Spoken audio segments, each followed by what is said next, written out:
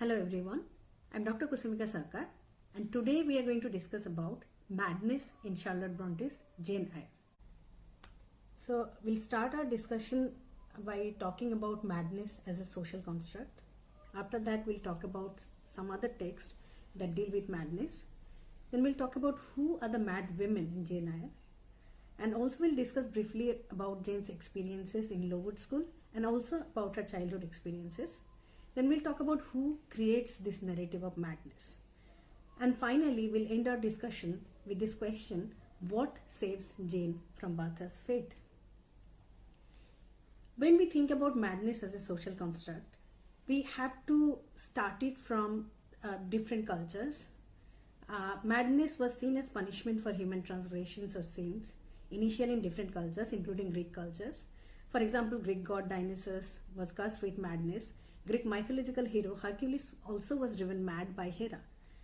And the dimension of gender was added to madness by Argonaut Melampus, who associated women's madness with uterus and claimed to have cured women from hysteria, which was caused due to their uterine melancholy. The term hysteria for the first time was used by Hippocrates, 5th century BC, who diagnosed the movement of uterus hysteron as the main cause of the disease. Plato, in his Timaeus, agreed with Hippocrates and said, madness occurs from a sad and infertile uterus. Now, working as a tool of patriarchy at that time, madness, exile, and imprisonment became synonymous with punishing ambitious women. Foucault, in his Madness and Civilization, has also expressed how power and ideology play an important role in defining sanity and madness. Thus, the definition of madness may vary from one society to another and from one time to another. 19th century witnesses a great surge in the number of asylum for keeping insane women confined under a doctor, nurse, or caretaker. In this text, Jane Eyre, it can be seen that madness is unjustly used by the patriarchal society to have socio-political, economical, as well as ideological control over women. Now let us talk about some other texts that deal with madness. So in her semi-autobiographical story, The Yellow Wallpaper, Charlotte Perkins Gilman presents how women's madness was treated in the 19th century by taking away their every right on their own lives and by making them confined in a specific domestic space. While talking about the purpose behind writing this story, Charlotte Perkins Gilman herself says in her Why I Wrote the Yellow Wallpaper that she wants to bring a change in the medical practices. Jane Reyes has written White Sargasso Sea in 1966 as a response to Charlotte Bronte's Jane Eyre. In White Sargasso Sea, Jane Reyes tries to unravel the history of Jane Eyre's madwoman, Bertha Mason, whose Creole identity makes her unacceptable to both the white as well as black society, and her alienated existence without agency gradually establishes her as a mad woman.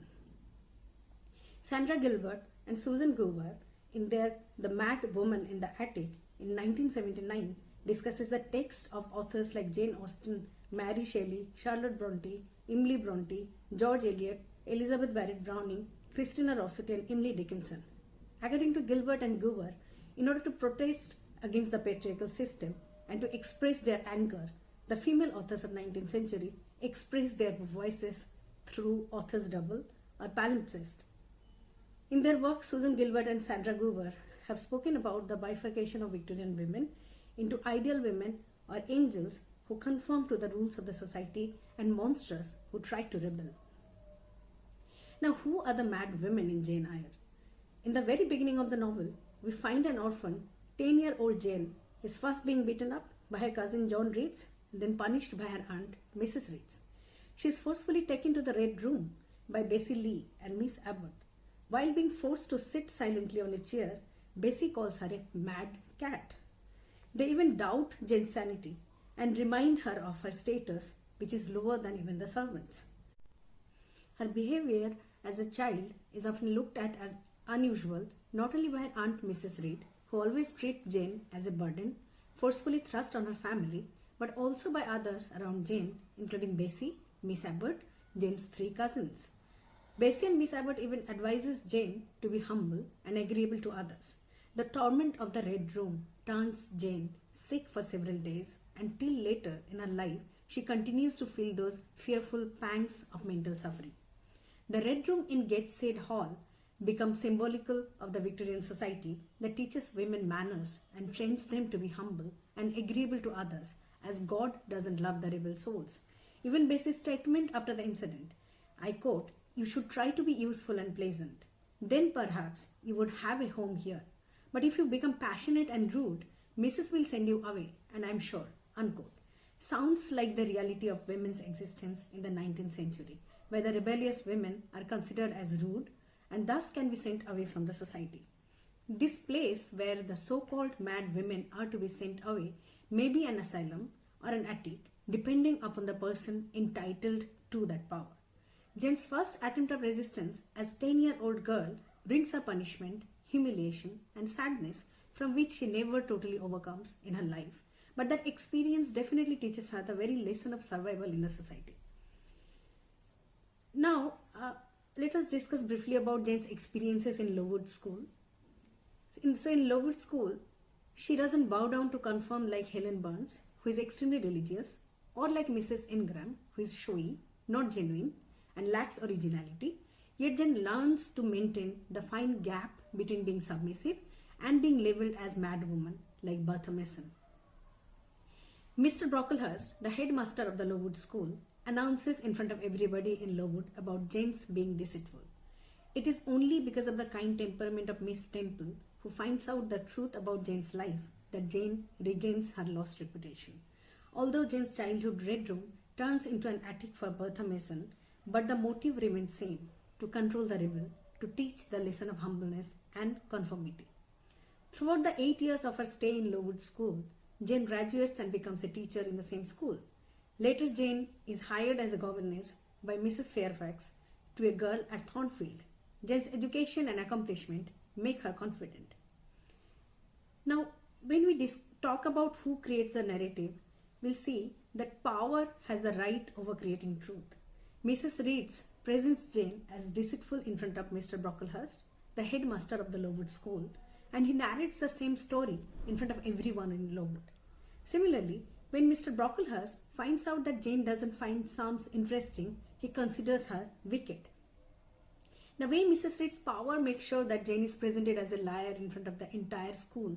Similarly, Rochester ensures that nobody knows about Bertha Mason's existence, and when people come to know about Bertha's existence, with his power, he narrates his own version of the truth. And here, Bertha Mason is not liar as Jane, but she is the mad woman and a drunkard. Jane's childhood experiences in many ways mirror Bertha Mason's experiences as an adult, yet the former remains unable to understand the voiceless Bertha Mason, whose act of rebel, like trying to kill Rochester or putting Jane's wedding veil on fire, can very well be presented to or interpreted by the society as acts of a mad woman. It is the absence of Bertha Mason's so-called saint presence or the coinciding of her social oblivion that entitles Mr. Rochester the rightful position to give others only his version of the narrative. Even the housekeeper of Thornfield Hall, Mrs. Fairfax, does feel sympathetic towards Rochester, and the same sympathy makes them accept Rochester's rude and insensitive behavior as a result of his family troubles. Before her wedding, when Jane encounters Bertha for the first time at night, she considers her as savage. Later, when she narrates the entire incident of Bertha Mason's entering Jane's room and tearing her wedding veil off, Rochester, instead of telling her the truth, establishes Jane as someone with weak nerve. He calls her as, I quote, the creature of an overstimulated brain, unquote, and adds further, I quote, I must be careful of you, my treasure. Nerves like yours were not made for rough handling, unquote. By comparing Bertha Mason, the savage witch, and changeling Jane Eyre, Rochester clearly shows the categorization of women in the Victorian society. Towards the end of the novel, Bertha tries to put the entire house on fire, and that leaves Rochester a blind man while she herself commits suicide. Irrespective of Jane herself being tortured as a young orphan by her cousins while living with her aunt, she never felt sympathetic towards Bertha Mason, even after seeing how her imprisonment and social alienation has almost turned her into an animal. Even after going through so much, Jane remains strong enough to struggle and survive. But her personal experience as a powerless woman living in the periphery never really makes her question and understand the status of another woman living in the same periphery. Jane herself is not a very conventional character, as in a society where women are considered happy only when they are married. Jane dares to reject the marriage proposal of John Reed's and comes back to Rochester only when she gets to inherit John Eyre's wealth and becomes socially equal to Rochester. With her equal social position, Jane Eyre finally marries blind Rochester.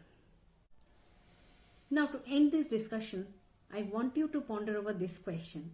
What saves Jane from Bertha's fate? Can it be her education, accomplishment, her newly gained fortune, and social equality, race, or it is Rochester's helplessness? Thank you.